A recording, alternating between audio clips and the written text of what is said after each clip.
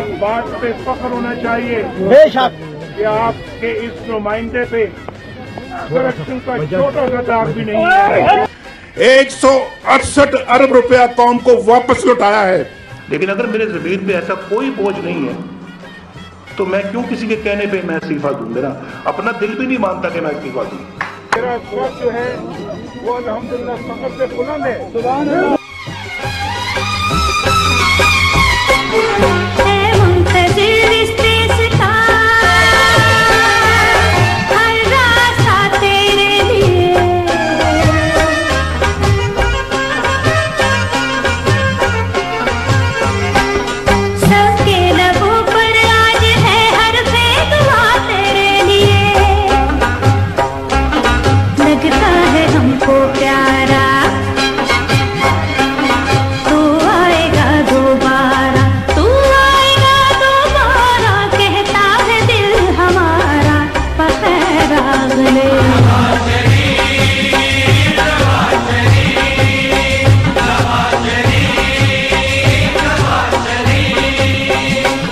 झूमेगा मुल्क सारा,